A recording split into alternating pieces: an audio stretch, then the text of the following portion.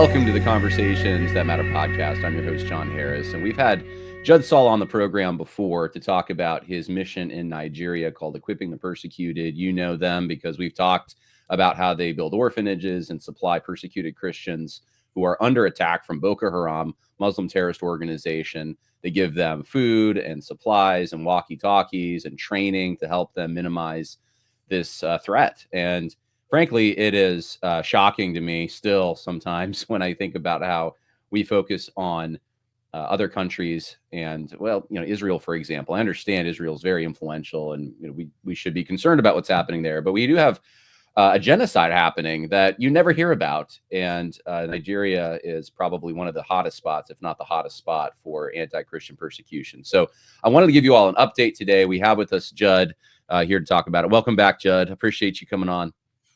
Hey, thanks for having me back, John. Really appreciate it. Yeah, well, Judd's, for those who don't know, who are new to the podcast, I know we have several new subscribers.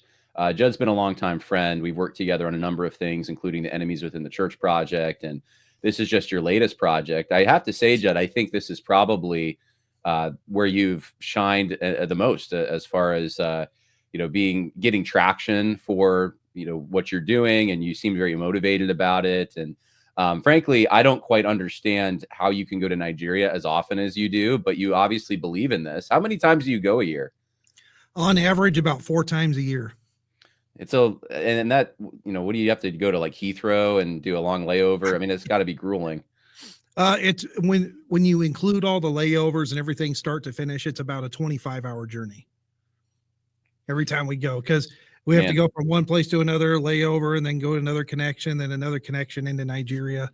And it's just par for the course, pretty much used to it now. And it's really strange when you're going to all these foreign airports and they recognize you because you travel so much through there. That's funny. And that's what's happening to us.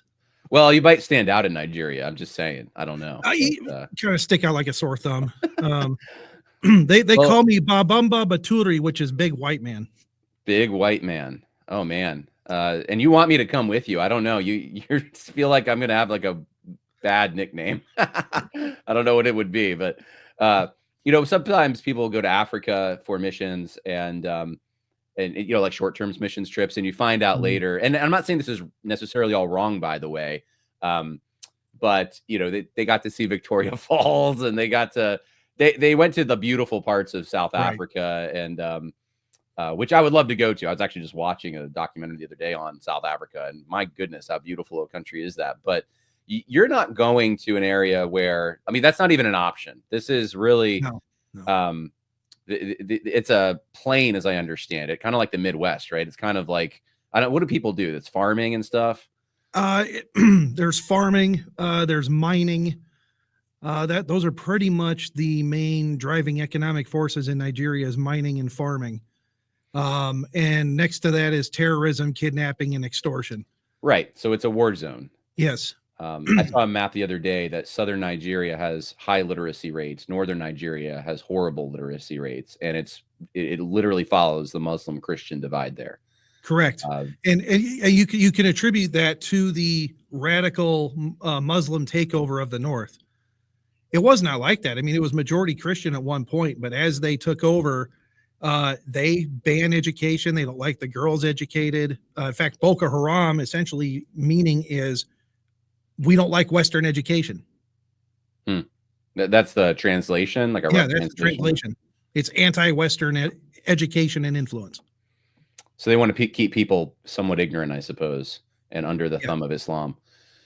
I just saw, obviously, you saw yesterday the attacks. As we're recording this, this is what's in the news in New Orleans with Muslim terrorists. And then actually, I heard there was a big booming sound. I don't know whatever happened with that, but people are scared right now. And I think it was a few hours after that happened I think it was New York City. There was a huge march in support of Palestine. And I mean, I don't know where things exactly are in the, obviously the Democratic Party in the United States is in a civil war over the Israel-Palestine issue. How does, what you're fighting fit into all of this, or what you're, I should say, addressing? Well, it directly fits. And I just want to point out and kind of update everybody. So the whole world knows about what happened in New Orleans with 15 people killed by, by a terrorist attack that happened in New Orleans. What no one knows about is that just last week, sorry, did we lose connection? No, I still hear you. I just don't see you anymore. Your camera went off. I don't know if your camera died. I still got audio though. Okay. Well, we'll just stay on audio. I don't know what's going on, but what happened was just last Christmas or 7 days ago over Christmas in Nigeria, 25 Christians were killed. But you don't hear anything about it on the news. No one covered it. No one's bothering to talk about what happened there. And we had women, men, children all slaughtered, some burned alive in the last Christmas attack. But it's done by the same ideology that perpetrated the attacks in New Orleans. This is the same ideology, the same radical Islamic ideology that is permeating throughout the world, and our country, for the cause of political correctness and not wanting to offend anybody, allowed it to happen. Yeah. It's an amazing thing. I don't know why Nigeria doesn't get more attention, but I think you're it pretty much, right? Like there's some websites that will sometimes report, but there's some websites, some watchdog organizations that will report numbers, but now they're starting to get their information from us and starting to report numbers that we're giving to them, because we're actually on the ground verifying the numbers, responding to the attacks, and actually helping those that have been wounded, and we're helping the survivors. So we're the ones on the ground dealing with it on a real-time basis. So now these organizations are coming to us, actually getting information. So this is cutting edge stuff. Truthnigeria.com is the website, right? If people want to see that's our news site. And John, what's been crazy is that so we knew the Christmas attacks were going to happen. We put out terror alerts about the potential attacks during Christmas, and yes, 25 people were killed, but our terror alerts mitigated hundreds being killed because people took our information and set up a defense and thwarted off other attacks. What does that look like, out of curiosity? Is that guys with guns acting as a deterrent on the borders of a town, or what is it? It's village security teams and farmers with homemade shotguns standing in the line and spraying whatever they can out of those barrels at the terrorists that are coming in. So there was fighting that happened. Oh yeah, there's fighting that happened. There's definite fighting that happened. But they were able to put up a first line of defense because we had the intelligence that we knew attacks were going to occur in what area. See, this is one of the things that I know for years we've talked about this. I've wondered about some of these persecuted areas where you have enough Christians, it would seem, to make a defense, but there's this passivity that I guess we just should be persecuted or something. And I've wondered, like Voice of the Martyrs and some of these other organizations that go in and give aid, whether it's World Vision or, I don't know, and obviously they're not really as operational at all in Nigeria, but in some of these other places, I've just thought, why not, I don't know, help them out with the root of the problem, right? You're coming in after and you're trying to fix the devastating effects of it, but you're addressing the root cause here as far as the violence is concerned by helping them or notifying them that it's coming. And so without giving away too much information in case we have Muslim terrorists watching this podcast, what does that look like? Are there people on the ground? How do they know that there's going to be an attack and that kind of thing? We teach them. We teach them how to gather intelligence. They do it all the time. They have eyes and ears on the ground everywhere, in every village, every area. I'm talking about the Fulani terrorists. They have their eyes and ears. Well, why can't Christians have their eyes and ears on what's going on? These are just simple things that it's common sense to us, but it's kind of a foreign concept to Nigerian Christians for whatever reason. And so, unlike other organizations, we actually want to stop the terrorist attacks. We want to stop the killing. We don't want to come in and say, 1,000 of you have been slaughtered. Here's 100,000 Bibles. We would actually like to come in and prevent the attacks and empower our Christian brothers and sisters so they don't have to be massacred and bullied by thugs.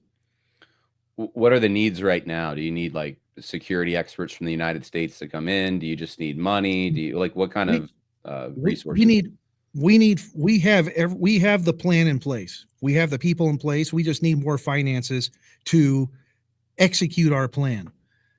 We have done what no other organization has done in regards to helping persecuted Christians. We have, and how effective we've been with the little amount of resources we've raised.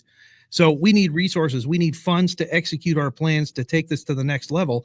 And John, I'm convinced if we had the resources and the political will in the United States and the rest of the world, we could end persecution in Nigeria. It Yeah, that's a doesn't have to happen. bold statement.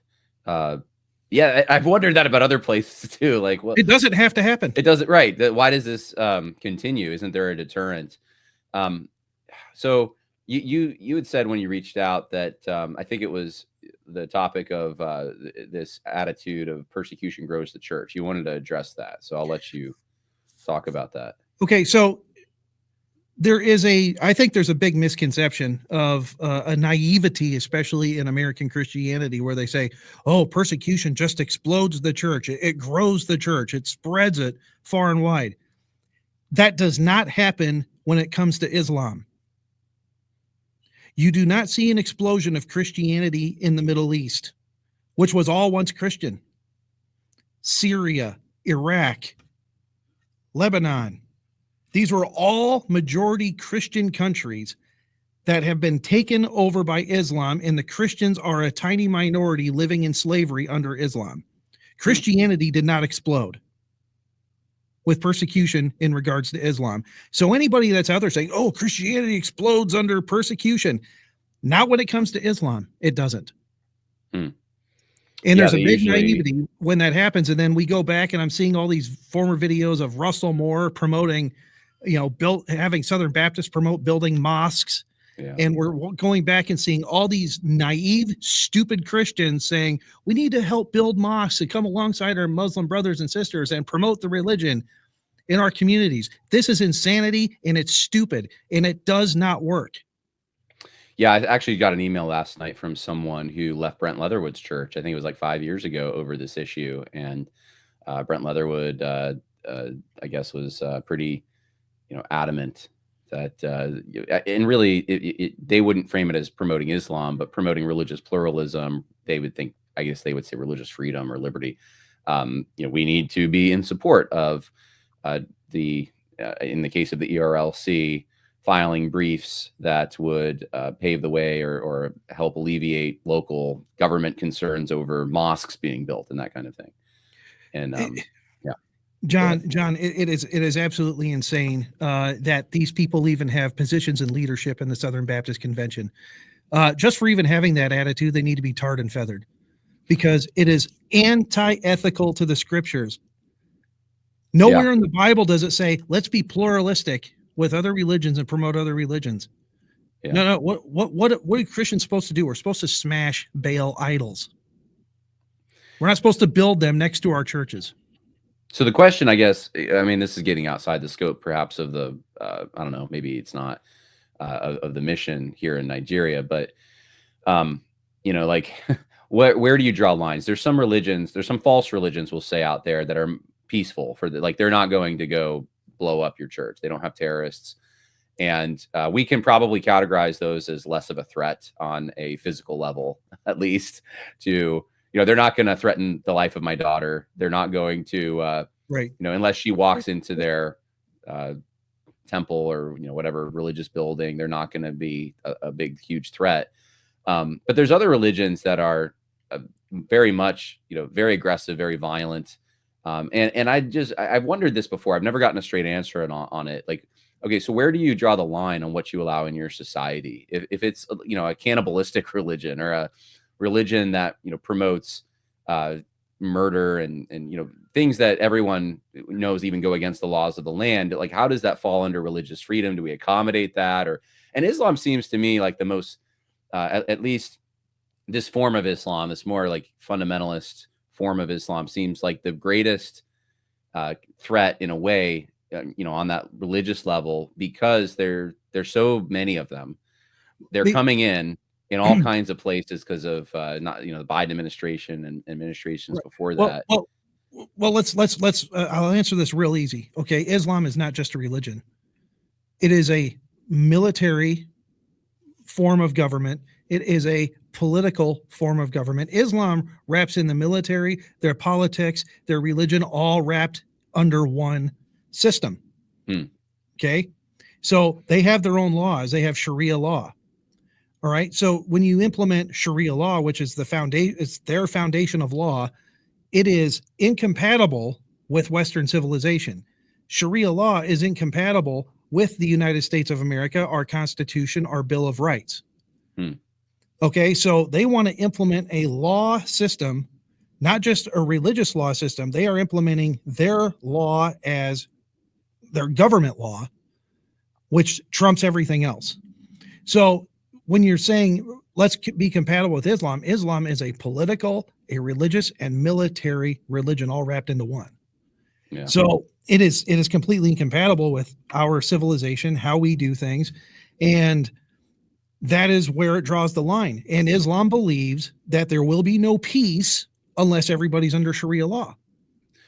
So I have a question because in the United States, I have worked with Muslims in the past who are not the fundamentalist kind, and they are sometimes they actually offer some refreshing perspectives on, like they don't like the decadence of the West. They'll say the movies we watch are trash, and there's this general morality sometimes that they will support that I would also agree with.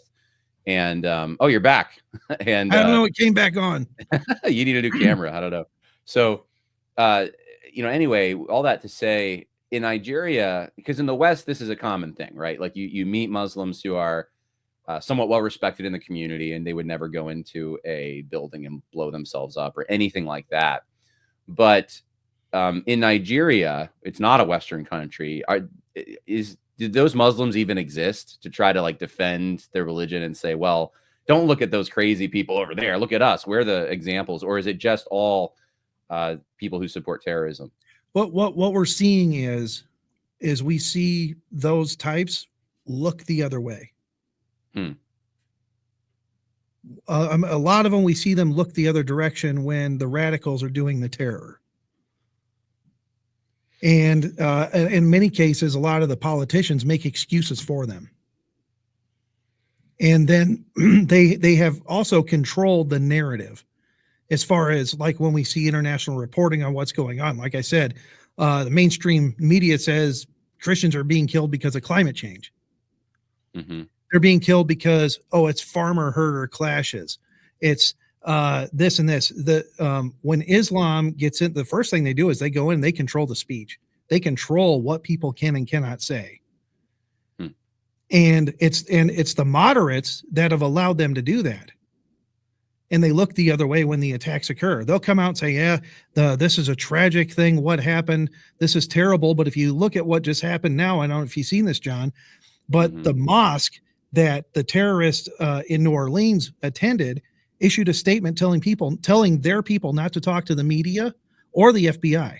No, I have not seen that. So he attended a mosque there in New Orleans. I'm assuming. Well, he attended a mosque in Texas, but the mosque he went to just said, if FBI or if media come and ask questions, don't talk to anybody. Instead, refer them to CARE, the Council of American Islamic Relations. Mm.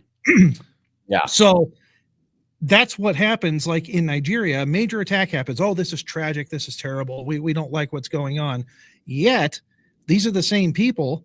If you look at Israel, you saw all those Israelis get massacred. And you saw everyone say this is a tragic event that happened, but now they're protesting and advocating for Hamas. They're advocating for these terrorist organizations that like to slaughter people, and they're funding it. Yeah. So on one end, they'll say this is tragic. This shouldn't happen. And then on the other end, a few days later, they're like, pro-Hamas, yay.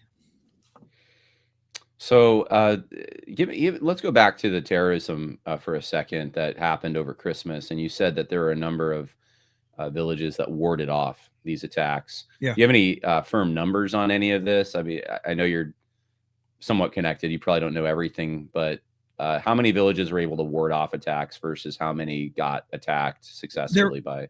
there were 3 other villages that were able to ward off attacks, and two of them got hit, and 25 were killed. But there were people that knew about what was going on. They did put up a line of defense. How big are these villages? What are we talking? Anywhere between like 500 people to 1,000. Okay, so these are small towns. Tiny towns, because these people won't go after the major cities. They go after and nitpick the little communities outside the cities. And how isolated are they? Like, if one town is under attack, is it close enough that another town can send resources to ward it off, or are they on their own? They're pretty much on their own. There's no security infrastructure really there to protect them, other than our warnings and then banding people together to put up a first line of defense. But the thing is we told the military, we told the police, we told the Nigerian government that we have this information. And yet there was no military presence in force in those areas to protect the people. We gave them 48 hours notice. Yeah.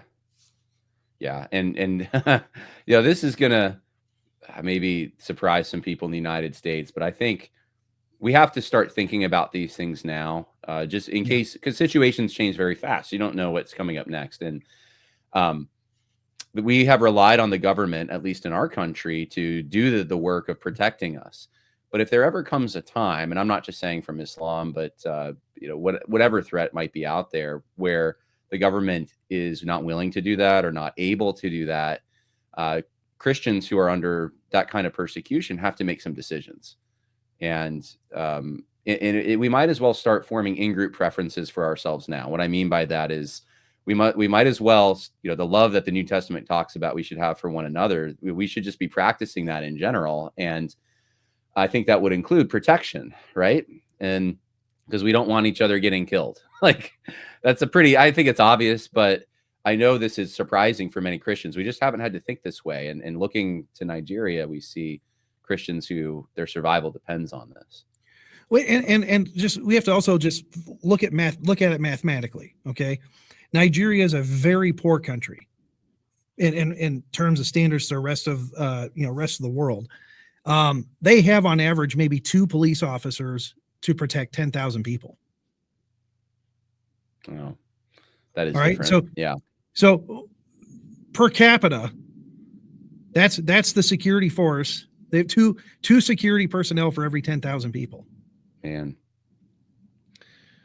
Well, I know we have to kind of wrap up the time here, but how can people pray? I mean, you said giving resources, plug the websites and let us know what we can do.